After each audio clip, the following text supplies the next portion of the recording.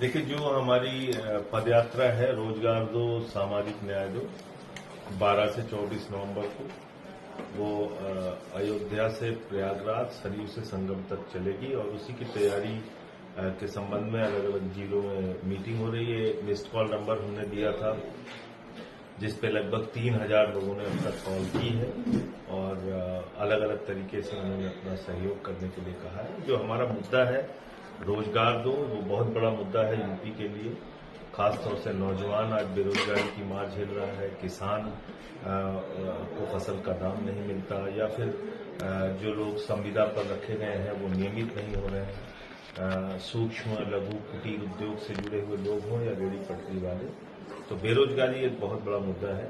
और दूसरा, जब हम सामाजिक न्याय दो की बात करते हैं तो हम देखते हैं कि पासी समाज के बुजुर्ग को काकोरी में पेशाब चटवाई गई मंदिर में, कभी देखते हैं कि कथावाचक का सिर मुड़वा दिया गया, कभी देखते हैं कि ऋतिक यादव नाम के बच्चे को उन नाव में पीट पीट के मार दिया गया। तो ये सब घटनाएं कहीं न कहीं मन को विचलित करती हैं और प्रदेश सरकार जो योगी जी की है, मैं ये उनसे कहना चाहता हूं कि अगर आप मुखिया हैं प्रदेश के, एक राज्य के मुख्यमंत्री हैं, तो आप ये भेदभाव फैलाना बंद कीजिए और रोज नफरत की बातें करके, एक धार्मिक उन्माद पैदा करके, जातीय उन्माद पैदा करके कुछ हासिल होने वाला है। जी सर, चुनाव आयोग ने आज प्रेस कॉन्फ्रेंस की है जिसमें उन्होंने कहा है कि बिहार में एसआईआर सफल रहा है। अब हम 18 राज्यों और केंद्र शासित प्रदेशों में, वो जो हमारे मुख्य चुनाव आयुक्त हैं अज्ञानेश कुमार जी, वो एक नंबर के झूठे व्यक्ति हैं और भारतीय जनता पार्टी के एजेंट के रूप में वो काम कर रहे हैं। मेरी भाषा उनको बुरी लग सकती है लेकिन सत्यता यही है। अपने परिवार के लोगों को अच्छी अच्छी पोस्टिंग दिलाने के बाद वो बीजेपी के हो चुके हैं।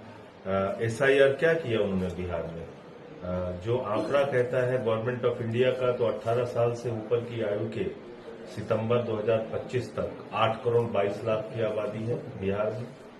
जब लोकसभा का चुनाव हुआ तो 7 करोड़ 80 लाख वोटर थे और जब गहन पुनरीक्षण हुआ तो वोटर की संख्या बढ़नी चाहिए थी, यानी कि करीब करीब 8 करोड़ 18 लाख 20 लाख 21 लाख होनी चाहिए थी। तो अब तो घट के वो 7 करोड़ 42 लाख हो गई है। तो इसका मतलब 80 लाख वोट आपने काट दिए। आपको शर्म नहीं आती? आप कह रहे हैं बिहार में बहुत सफलतापूर्वक चला है, आपको शर्म नहीं आती? आपने 5 लाख डुप्लीकेट वोट जो बिहार की मतदाता सूची में है उसको तो ठीक किया नहीं। 1 लाख के लगभग वहां पे काका गागा वाले नाम के वोट हैं। तो इतना बड़ा सफेद झूठ, ये तो नरेंद्र मोदी का पक्का अनुयायी है मुख्य चुनाव आयोग। जैसे मोदी झूठ बोलते हैं वैसे ये झूठ बोल रहा है। तो मतलब शर्म भी नहीं आ रही उसको, कैमरे पे आके खुलेआम झूठ बोल रहा है। घुसपैठिया भगाने के लिए एसआईआर कर रहा था, कह रहा था हमने एसआईआर इसलिए किया कि घुसपैठिया पकड़ेंगे, विदेशी पकड़ेंगे। और राग लगा के बोलता है, कहता है कि ऐसा करना चाहिए क्या, वैसा करना चाहिए क्या। क्या किया तुमने? क्या किया एसआईआर में? तो इसलिए ये निहायत ही, मैं तो कहूंगा कि देश का दुर्भाग्य है कि जो ऐसा व्यक्ति मुख्य चुनाव आयुक्त के पद पे बैठा हुआ है। तो इसने बिहार में बहुत बड़ा फर्जीवाड़ा किया है, वही फर्जीवाड़ा पूरे देश में करना चाहता है और मोदी जी के लिए करना चाहता है। सर, दिल्ली में यमुना के जल को लेकर के लगातार कंट्रोवर्सी चल रही है। बीजेपी और आम आदमी पार्टी आमने सामने है। नहीं, उसमें आमने सामने का कोई सवाल ही नहीं है। ये एक फर्जी पार्टी है। आपने देखा कि किस तरह से वहां पे एक्यूआई का लेवल घटाने के लिए उन्होंने जहां पे मशीन लगी है वहां पे पानी से छिड़काव कर रहे हैं। इसको किसने उजागर किया? हमारी पार्टी के प्रदेश अध्यक्ष सौरभ भारद्वाज जी ने।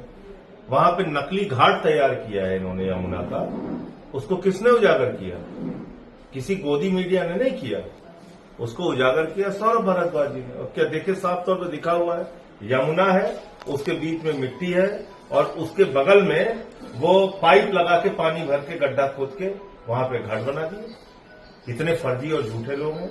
तो पूर्वांचलियों की भावनाओं से खिलवाड़ कर रही है भारतीय जनता पार्टी। छठ पूजा के नाम पर पूर्वांचल के यूपी बिहार के लोगों को छल रही है भारतीय जनता पार्टी और इसके अगुवा है प्रधानमंत्री नरेंद्र मोदी।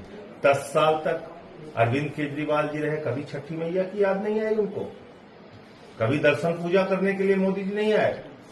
अब उनको स्नान करने आना है घाट पे, क्योंकि बिहार में चुनाव है। तो हम लोगों को बिल्कुल मूर्ख समझते हैं, बुद्धू समझते हैं। तो इसको लोग देख रहे हैं। एक आखिरी सवाल सर, बिहार चुनाव पर क्या प्रतिक्रिया रहेगी? कल से कांग्रेस वहां पे चुनाव अभियान को तेज करने जा रही है, प्रियंका गांधी की बैठक होगी। देखिए, जहां तक आम आदमी पार्टी का प्रश्न है, हमने भी कुछ प्रत्याशी वहां पर उतारे हैं। उनके चुनाव प्रचार के लिए मैं 30 तारीख से बिहार खुद भी जा रहा हूं। तो बाकी जो मैंने आपको बताया कि वोटर लिस्ट में तो जबरदस्त फर्जीवाड़ा चुनाव आयोग ने किया है। अब मुद्दा तो वहां बेरोजगारी का भी है, पलायन का भी है, मुद्दा वहां अभी अपराध का भी है, सरकारी भ्रष्टाचार का भी है। लेकिन जनता इस पर कितना वोट देगी वो देखने वाली बात है, क्योंकि धार्मिक उन्माद पैदा करने में, अब बताइए, देश का प्रधानमंत्री वो बिहारियों का इतना अपमान कर रहा है, जाकर कह रहा है रील बना के तुम पैसा कमा रहे हो, हैं?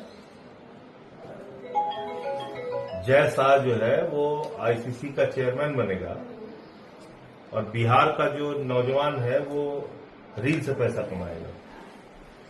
ये प्रधानमंत्री की सोच है। यूपी वालों को कहते हैं गोबर से पैसा कमाओगे तुम लोग, गोबर से रोजगार दे देंगे। बिहार में कहे रील बनाओ तुम लोग। तो ये हम लोगों के प्रति उनकी भावना है, जो उनके कभी कभी उनके मन से जैसे होता है छलक के निकल आती है, तो छलक जाती है उनकी भावनाएं। Thank you.